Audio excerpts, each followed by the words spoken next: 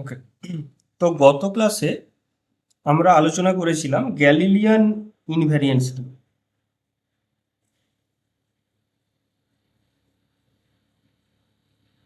Galilean ইনভ্যারিয়েন্স,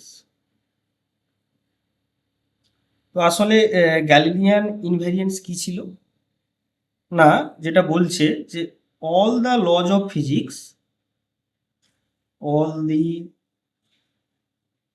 lodge of physics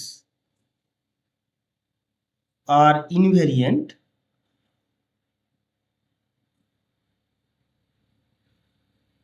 in all inertial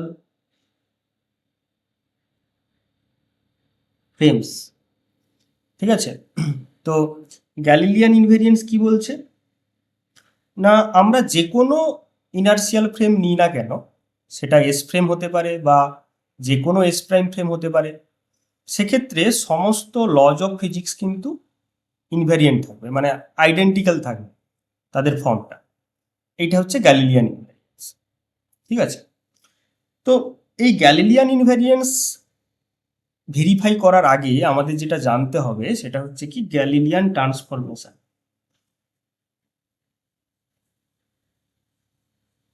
Galilean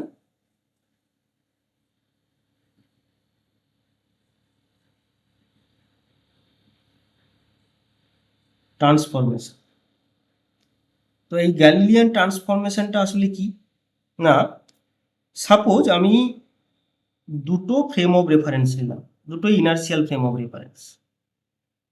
কি কি না, একটা হচ্ছে এস ফ্রেম, যার অ্যাক্সিসগুলোকে আমি নাম দিলাম, এইটা সাপোজ এক্স অ্যাক্সিস, এটা ওয়াই অ্যাক্সিস, এটা জেড অ্যাক্সিস।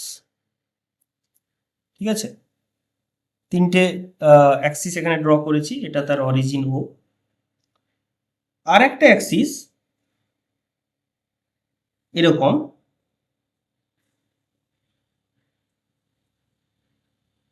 এই এক্স অ্যাক্সিস আর এক্স প্রাইম অ্যাক্সিস কোইনসাইড করছে, এটা জেড প্রাইম অ্যাক্সিস আর এটা হচ্ছে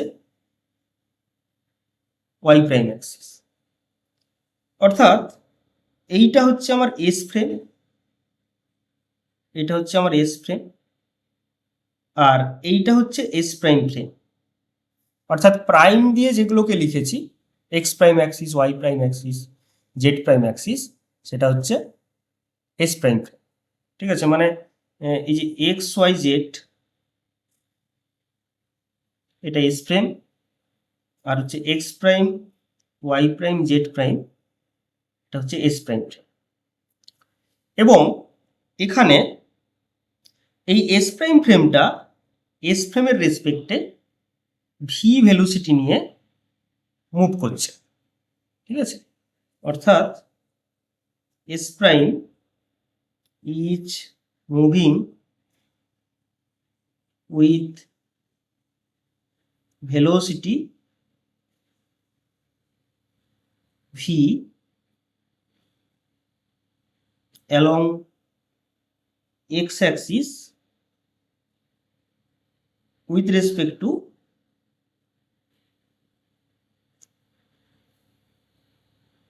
s frame। তাহলে কি হলো, আমরা দুটো ইনার্শিয়াল ফ্রেম এখানে কনসিডার করেছি। একটা ইনার্শিয়াল ফ্রেম হচ্ছে এস ফ্রেম, মানে স্ট্যাটিক ইনার্শিয়াল ফ্রেম, আর একটা ইনার্শিয়াল ফ্রেম হচ্ছে এস প্রাইম ফ্রেম, মানে ডাইনামিক ইনার্শিয়াল ফ্রেম, যেটা এস ফ্রেমের রেসপেক্টে ভি ভেলোসিটি নিয়ে মুভ করছে along x Axis.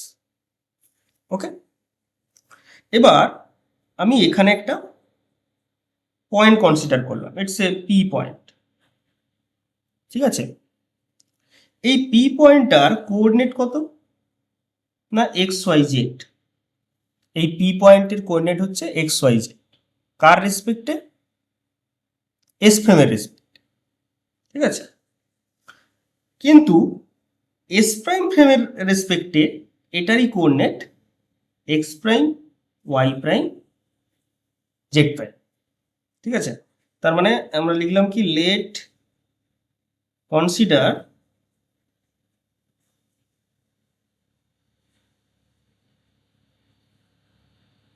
A point P with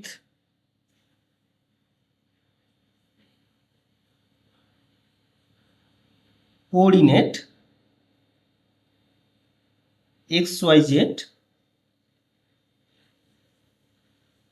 with respect to S frame and x prime y prime z prime with respect to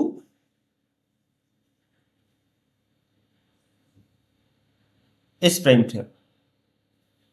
ঠিক আছে, একটাই point, কিন্তু সেটাকে যখন আমি মাপছি এস ফ্রেমের রেসপেক্টে তখন পাচ্ছি এক্স ওয়াই জেড, আবার যখন মাপছি এস প্রাইম ফ্রেমের রেসপেক্টে সেটা হচ্ছে x prime Y prime Z prime. Now এদের মধ্যে যে ইন্টার রিলেশন, ঠিক আছে, মানে এই এক্স ওয়াই জেড এদের সঙ্গে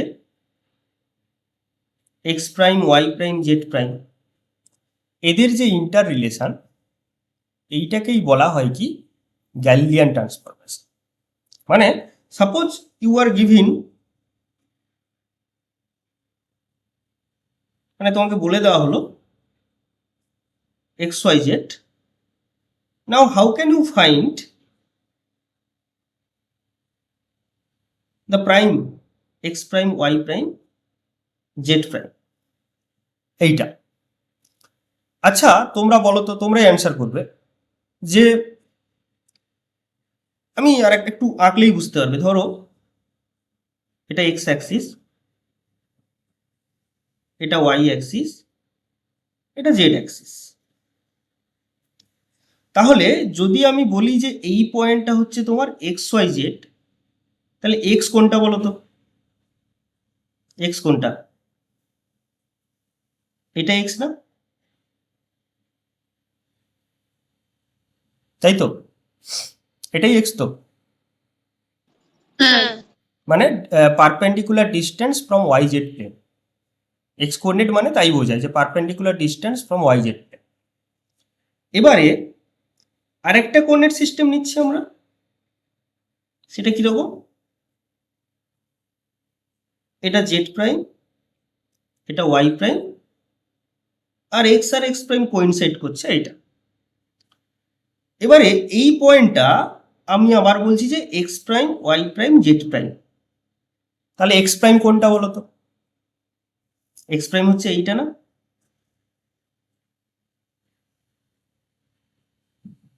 এটা তো। তাহলে টি টাইমে এটা কতটা ডিস্টেন্স ট্রাভেল করবে? ভিটি। টি টাইমে কতটা ডিস্টেন্স ট্রাভেল করবে? ভিটি। তাহলে কি বলতে পারি যে x prime at t equal to x minus vt না? দেখো x prime equal to x minus vt, তাই তো। কিন্তু ওয়াই প্রাইম কোনো চেঞ্জ হবে না। ওয়াই প্রাইম কিছু চেঞ্জ হচ্ছে কি? কারণ ও চেঞ্জ করছে এক্স অ্যাক্সিস বরাবর, ওয়াই জেড যেমন ছিল তেমন, এবং Z prime T, Z prime of T that is equal to Z. তো এইটা হচ্ছে তোমার, এই জিনিসটাকেই বলা হয় গ্যালিলিয়ান ট্রান্সফরমেশন।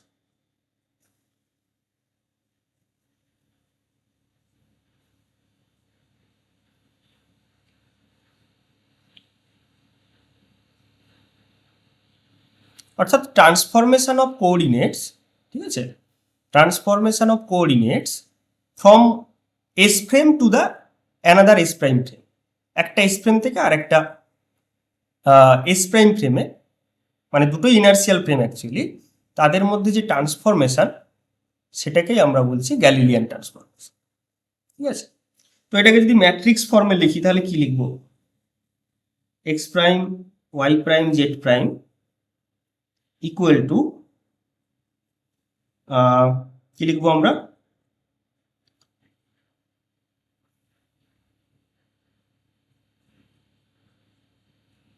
এটা তো এটাকে কি ম্যাট্রিক্স আকারে লেখা সম্ভব? লেখা সম্ভব নয়, বুঝতে পারছো? কারণ দেখো, ধরো x prime equal to x তো আছে, কিন্তু তার সঙ্গে মাইনাস ভিটি আছে, যেটা কিন্তু পাওয়া যাবে না। তো ইটস নট এ এটা কিন্তু কমপ্লিটলি যে আমরা লিনিয়ার ট্রান্সফরমেশন বলতে পারি এটাকে। যাই হোক, এইটাকে আমরা বলছি গ্যালিলিয়ান ট্রান্সফরমেশন। তাহলে উল্টোটা হতে পারে, আমরা যদি লিখি তাহলে এক্স ইকুয়াল টু কত হবে? এক্স ইকুয়াল টু হবে x prime plus vt, y equal to y prime, z equal to z prime. এটা হচ্ছে তোমার ইনভার্স গ্যালিলিয়ান ট্রান্সফরমেশন। এবারে গ্যালিলিয়ান ইনভ্যারিয়েন্স কি বলছে? তাহলে as per Galilean invariance, as পার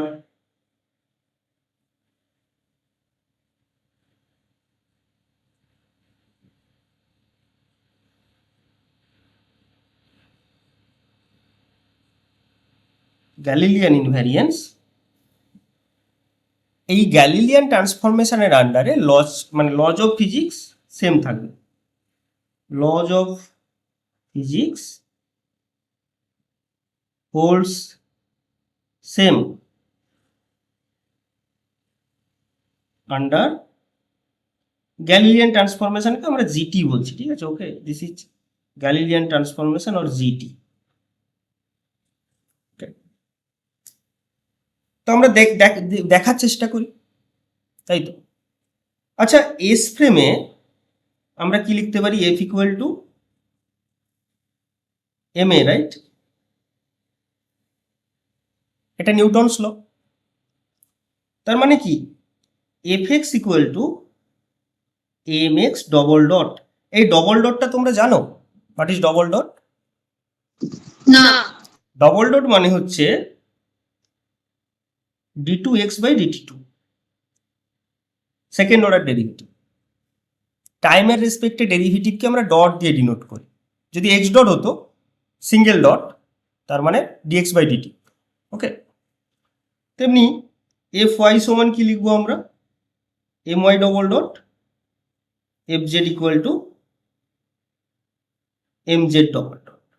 তো নো অ্যাক্সিলারেশন, তাই না? অ্যাক্সিলারেশন মানে first order derivative of velocity with respect to time. আবার ভেলোসিটি হচ্ছে derivative of position or displacement with respect to time. তো তার মানে পজিশনের সেকেন্ড অর্ডার ডেরিভেটিভ, মানে দুবার ডেরিভেটিভ যদি করো সাকসেসিভলি, তাহলে আমরা দেখব যে অ্যাক্সিলারেশন পাচ্ছি, ঠিক আছে?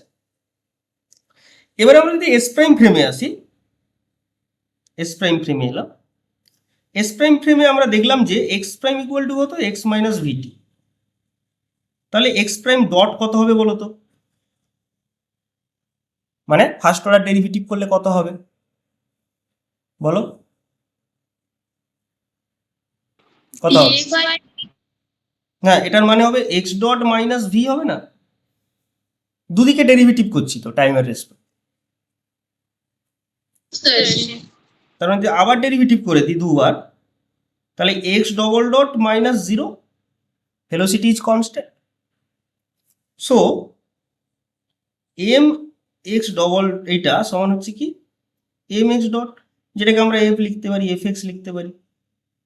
অর্থাৎ f x equal to M x prime double dot. ঠিক একই রকম ভাবে তাহলে এফ ওয়াই ও ইকুয়াল টু ও f m Y prime double dot লিখতে পারবো। এফ জেড ইকুয়াল টু ও সেম ভাবে m z prime double dot লিখতে পারবো। তাহলে একটা জিনিস দেখো, Newton's law in s frame যা ছিল, Newton's law in s prime frame same to same আছে। শুধু এক্স এর জায়গায় দেখো এক্স প্রাইম, ওয়াই এর জায়গায় ওয়াই প্রাইম, জেড এর জায়গায় z prime. What does it mean? It means Newton's law is invariant under Galilean transformation, or it holds the Galilean invariance, ঠিক আছে? So Newton's laws are invariant under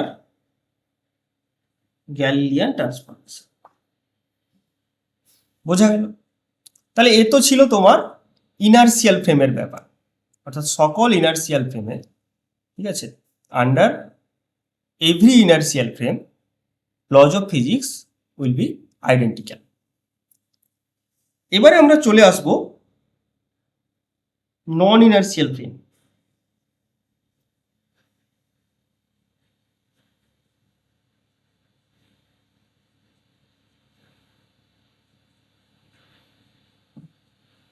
non inertial frame কাকে বলে? আগের দিন বলেছিলাম, বলো। স্যার আগেটাকে একটু বুঝিয়ে দেবেন? কোনটা? আগেরটা? এটা? হ্যাঁ। হ্যাঁ, মানে আমরা গ্যালিলিয়ান ট্রান্সফরমেশন কি পেয়েছি, আমরা যদি ছোট্ট করে দেখি, আমরা পেয়েছি x prime equal to x minus vt, এটা পেয়েছি তো। তেমনি y prime equal to y, z prime equal to Z.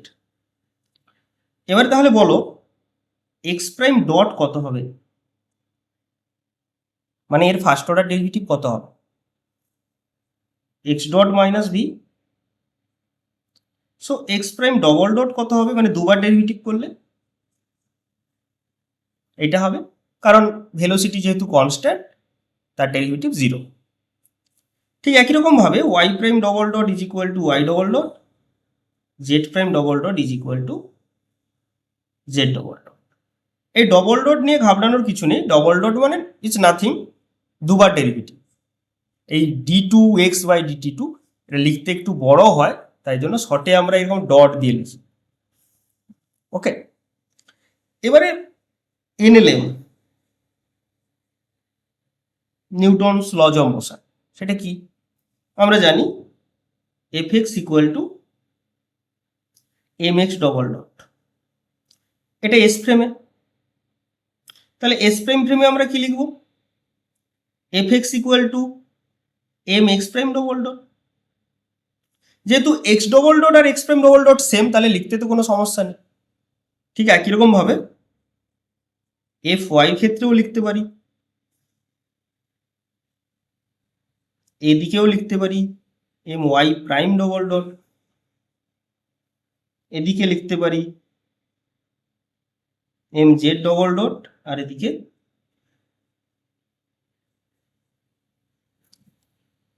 তার মানে এস ফ্রেমে লজ অফ ফিজিক্সটা যেমন ছিল,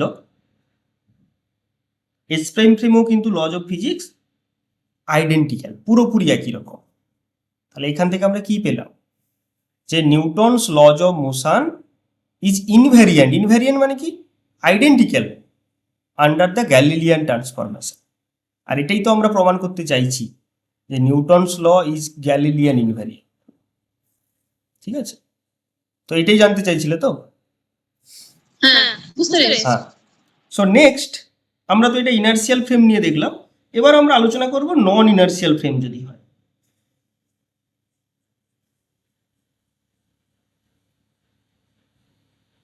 নন ইনার্সিয়াল ফ্রেম কারা, মনে আছে? আগের ক্লাসে বলেছিলাম what is a non inertial frame. কোনটা? হ্যাঁ বলো। এর নামের মধ্যেই আছে কিন্তু, নন ইনার্সিয়াল ফ্রেম মানে where law of inertia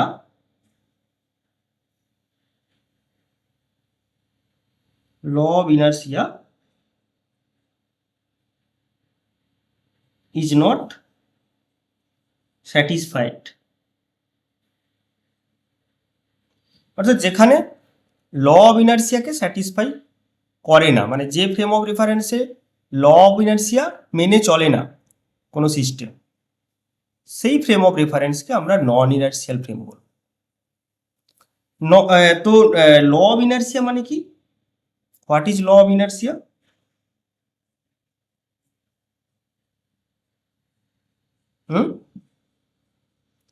what is law of inertia?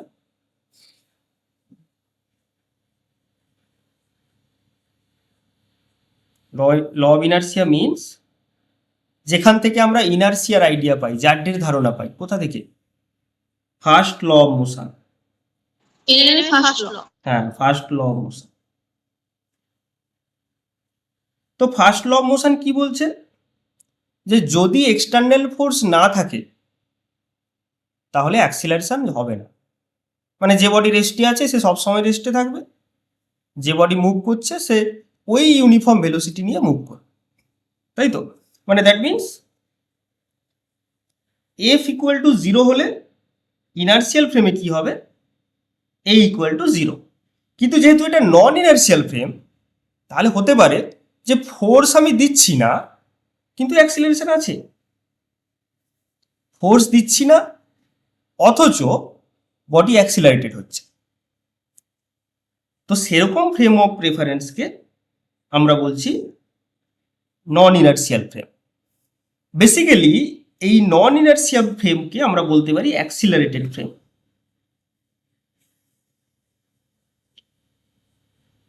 অনেক রকম নন ইনার্সিয়াল ফ্রেম হতে পারে, তার মধ্যে যেমন এক্সাম্পল হিসেবে বলা যেতে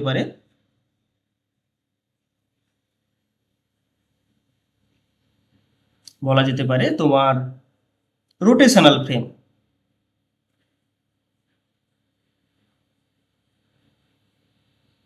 মানে তোমরা মেরিগো রাউন্ড দেখেছো নিশ্চয়ই, নাগরদোলা। তো ওখানে যারা বসে আছে তারা কিন্তু এই জিনিসটা ফিল করে, অর্থাৎ ওদেরকে কেউ বাইরে থেকে ঠেলছে না পর্যন্ত, ওরা তো একাই বসে আছে ওখানে, কিন্তু ওরা ফিল করে কি, যে ওদেরকে বোধহয় কেউ বাইরে থেকে ফোর্স দিচ্ছে। সেটার কারণ হচ্ছে এইটা, ঠিক আছে? আর হতে পারে কি, ধরো কোনো অ্যাক্সিলারেটেড বডি,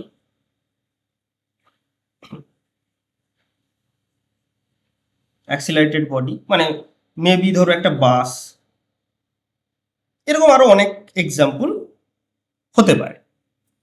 তো একটা সিচুয়েশন আমরা ভাবার চেষ্টা করব। সাপোজ একটা বাস নিলাম,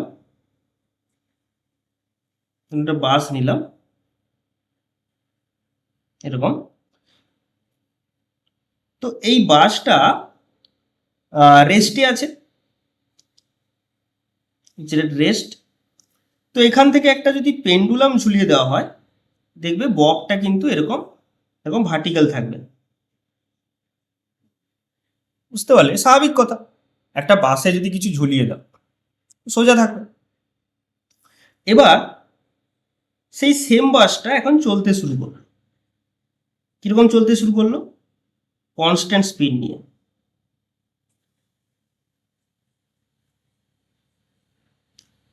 তখন পেন্ডুলামটা কি হবে?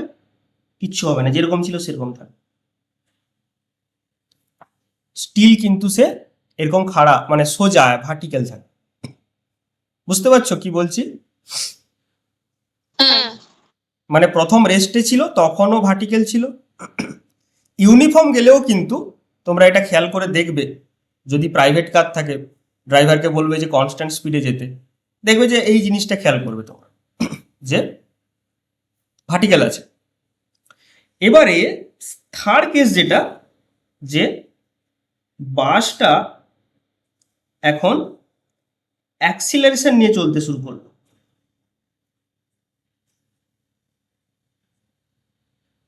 তখন কিন্তু দেখা যাবে যে পেন্ডুলামটা বেঁকে যাচ্ছে এইদিকে, এরকম ভাবে থাকবে পেন্ডুলাম। তোর একটা সার্টেন অ্যাঙ্গেল করে থাকবে, থিটা অ্যাঙ্গেল করে। এখন প্রশ্ন হচ্ছে কেন? আচ্ছা, পেন্ডুলামের ওপর এখানে কি কাজ করছে বলো তো? গ্র্যাভিটি কাজ করছে, তাই না? নিচের দিকে গ্র্যাভিটি কাজ করছে, এই জন্য নিচের দিকে আছে। এখানেও গ্র্যাভিটি কাজ করছে, অনলি গ্র্যাভিটি। আর কেউ কোনো ফোর্স দিচ্ছে এখানে? এই দুটোতে দিচ্ছে? হুম, বলো। এইখানে পেন্ডুলামটার উপরে কি কাজ করছে? নিচের দিকে ওয়েট কাজ করছে, এমজি। এখানে টেনশন কাজ করছে উপর দিকে, রাইট? টেনশন কাজ করছে, টেনশন ইকুয়াল টু এমজি দুটো ক্ষেত্রে। আর কোনো ফোর্স আছে? হুম, বলো। এই দুটোতে আর আর কোনো ফোর্স নেই। এখানেও তুমি যখন এখানে এসছো, এখানেও কিন্তু দেখো নিচের দিকে ওয়েট কাজ করছে, আর টেনশন তো কাজ করবে এই বরাবর। কিন্তু এটা এদিকে বেঁকে গেল কেন? এদিকে বাঁকতে গেলে তাহলে উল্টো দিকে কোনো একটা ফোর্স কাজ করতে হবে। ফোর্স ছাড়া কে বাঁকাবে ওদিকেও, তাই না? মানে আমি যদি টি এর কম্পোনেন্ট দেখি, এদিকে আসছে কি টি কস থিটা, আর এদিকে আসছে t sine t sine theta. So t cos theta equal to mg, বা টি সাইন থিটা ফোর্সটাকে ব্যালেন্স করছে কে? এইদিকে যে ফোর্সটা কাজ করছে এটাকে বলা হয় কোরিওলিস ফোর্স। কি ফোর্স? অলিক বল, বাংলায় কি বলে? অলিক বল।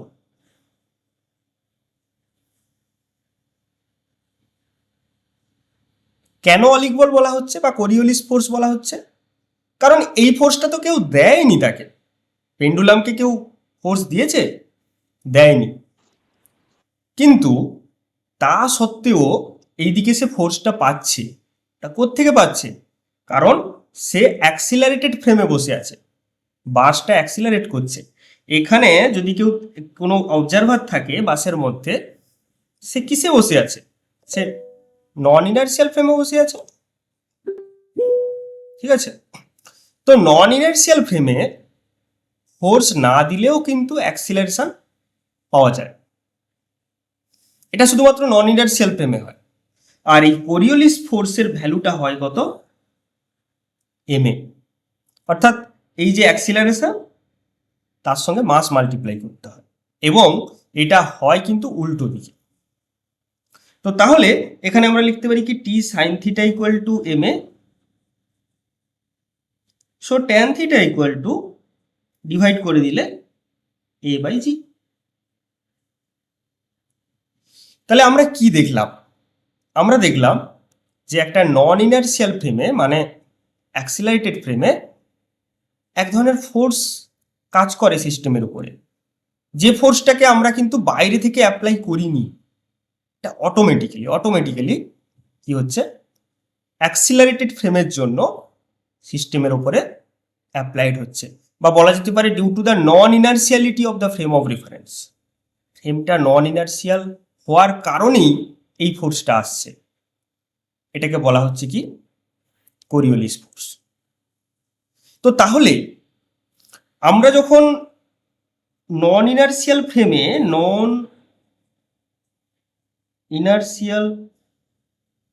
ফ্রেম, ঠিক আছে, নন ইনার্সিয়াল ফ্রেমে যখন নিউটনস ল অ্যাপ্লাই করব, while applying NLM, Newton's laws of motion, in non inertial frame, তখন আমরা এমনিতে কি লিখি? নর্মালি কি লিখি? ইনার্সিয়াল ফ্রেমে কি লিখি আমরা? ইনার্সিয়াল ফ্রেমে আমরা লিখি F equal to M A, তাই না? F equal to M A লিখি। নন ইনার্সিয়াল ফ্রেম হলে কি লিখতে হবে? F প্লাস F কোরিওলিস সমান এম এ। এইটার মতো, এই যে এক্সট্রা এই যে কোরিওলিস ফোর্স দিতে হচ্ছে ইকুয়াল টু এম। এবার এই এফ কোরিওলিসটা কত হয়?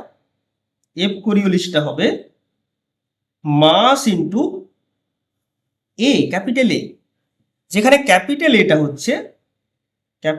হচ্ছে অ্যাক্সিলারেশন অফ দ্য ফ্রেমটার অ্যাক্সিলারেশন কত? যেমন এখানে ফ্রেমের অ্যাক্সিলারেশনটা স্মল এ, তাই উল্টো দিকে দেখো স্মল এ কাজ করছে, অর্থাৎ এটা মাইনাস দেওয়া উচিত অবশ্যই। তার মানে এখান থেকে আমরা কি লিখব?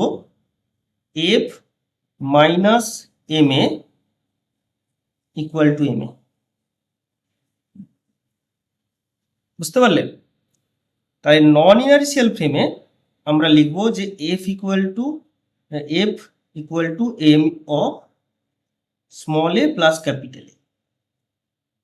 এই স্মল এটা কি acceleration of the body,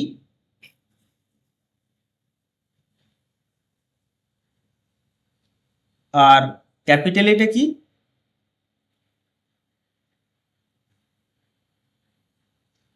acceleration of the frame. Frame.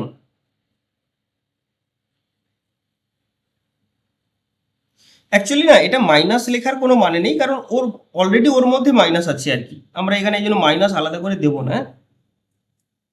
কেন ব্যাপারটা বুঝবে এক্ষুনি, বা এইখানে আমি লিখতে পারি, তাহলে এই মাইনাস হয়ে যাবে। এর একটা ভালো এক্সাম্পল তোমরা পড়েও থাকবে হয়তো, মোশন ইন এ লিফট।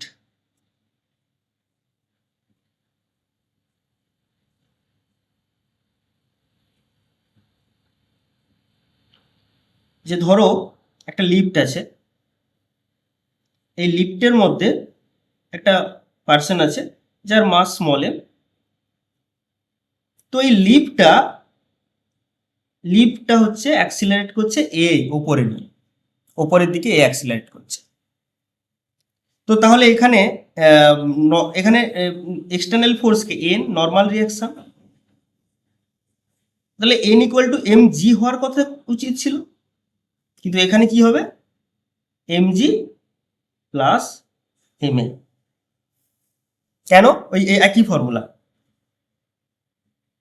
এখানে actually small A equal to G আর ক্যাপিটাল ইকুয়াল টু হচ্ছে মাইনাস এ, কারণ উল্টো দিকে যাচ্ছে না, তাই জন্য এখানে হয়ে যায় এম ইন্টু জি প্লাস। আর লিফট নিচের দিকে নামলে কি হয়? m into g minus a। G minus a. তার কারণটাও দেখো, আমি দেখিয়ে দিচ্ছি কেন। এমনিতে তোমার n equal to M G হওয়ার কথা ছিল, কিন্তু এখানে কি হবে মাইনাস এম এ, আর এখন এও নিচের দিকে, তাই এখানে আর মাইনাস, মানে এখানে অ্যাকচুয়ালি এটা হয়েছে কেন, এটা হচ্ছে m g minus of minus m a, কারণ এটা জি এর উল্টো দিকে ছিল, এখন এটা জি এর দিকে, তাই জন্য জি মাইনাস।